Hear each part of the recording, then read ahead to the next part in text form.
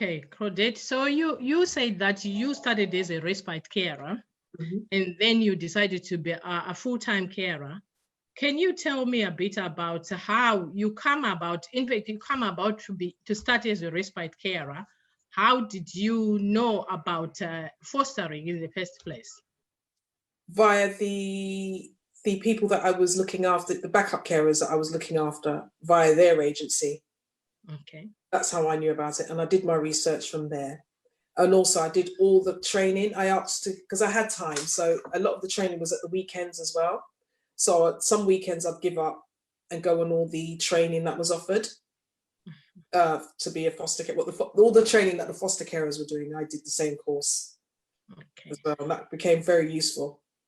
Okay. So you then decided that, you've done respite and you decided to do fostering as a full-time foster carer. Yeah. And then because of other kind of change of circumstance in your life, you had to leave fostering and you decided to come back. Can you tell me what made you decide to come back to fostering? Well, I missed the buzz of the house of having young people in the home, because it's just me and my partner that live together. So having the excitement of all the children and just running around and just feeling young again, really, I loved it. And I loved watching children thrive in our care, because we did see a difference and, we could tell. And I missed that completely. And also it was a rewarding job. I mean, not necessarily in the sense of money, but rewarding because I could evidence what I'm doing. I could see what I'm doing and I'm getting told what I'm doing. And we loved it. Obviously in my other job, I was getting bonuses and it's city money and all that kind of stuff. And it's a lifestyle, but I'd sort of outgrown that. And I was really seeing long-term benefits to what we were doing with the children. And we're very proud of the children that we've had in our care anyway. They've gone on to do great things. So that's rewarding for us. Okay. So can you tell me how many children up to now, we have been fostering for 15 years, how many children have come in through your door and you have looked after in the last 15 years? Whew.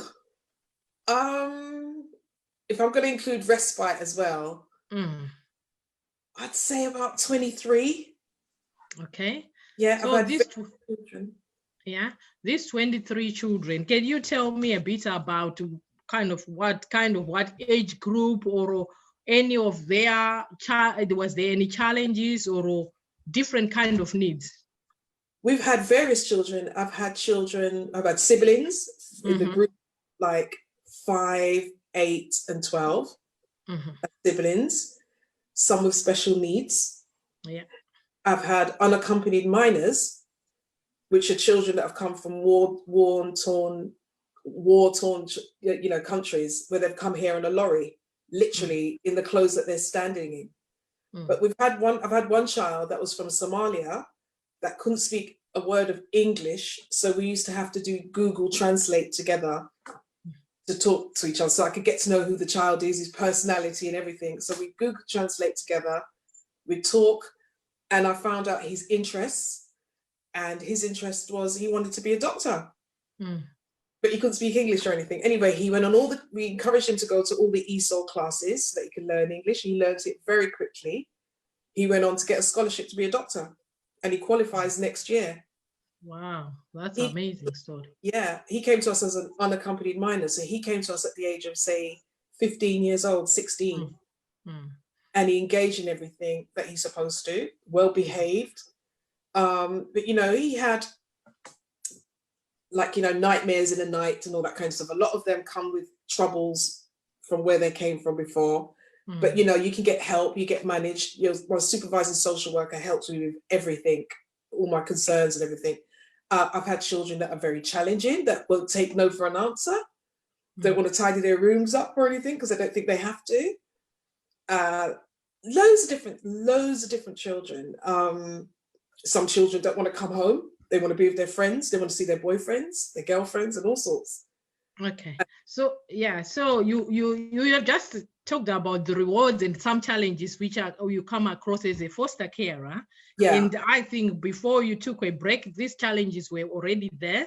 And so, you know, fostering can be challenging and can be rewarding also. So some carers, when they take a break, they will then think, should I go back? So you decided to come back knowing the challenges.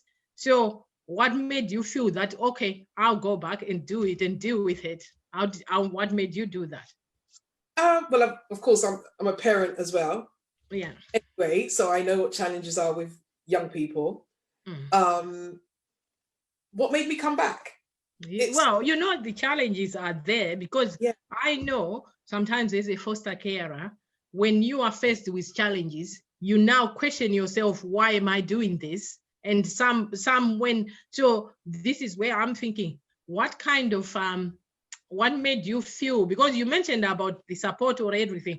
So is it that part of it, or what made you decide that I can still do this journey with? Because I could see the benefit at the end of it.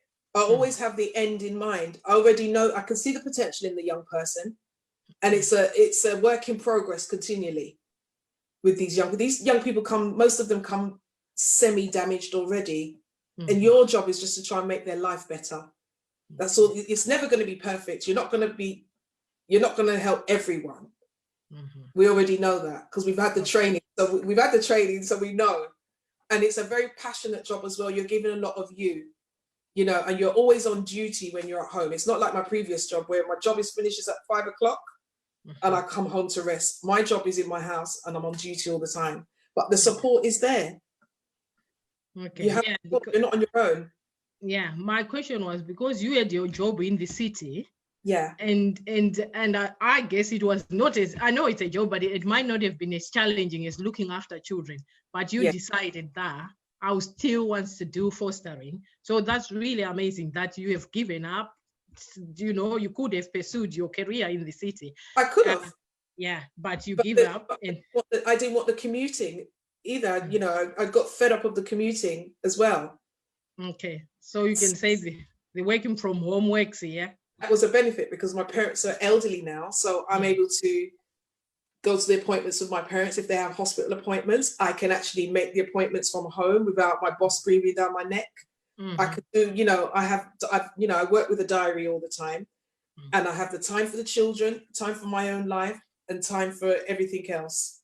Okay. So just a quick question about your life in the city.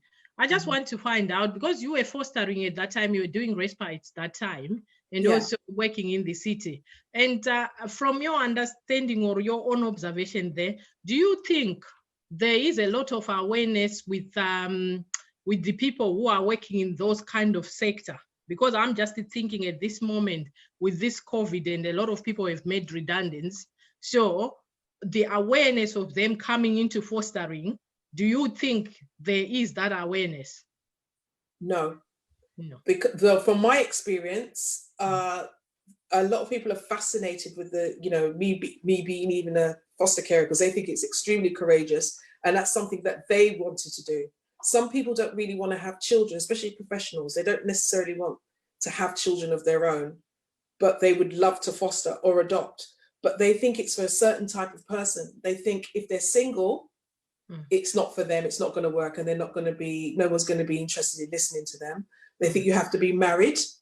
They think you have to be old to be a foster carer. That's another thing. So they have a certain thing in mind, what they think foster carers are going to be or supposed to be. Okay. You know, they think if they're gay, no one's going to listen to them. There's no chance. So there's all sorts of like preconceived ideas. And of course, I've got a lot of people to do fostering because obviously they look at me and they think, well, and I'll go on all the training, you know, they're bright people, but they you know, they're interested. So I tell them where to go. Okay, so it's good that we had that one of our presentation was on the myths of fostering. So hopefully it will reach out to a lot of people so that they know all these things which people think, you know, they can't foster. Then they will be able to foster because fostering is for everyone, anyone who has got a spare room and the time to foster.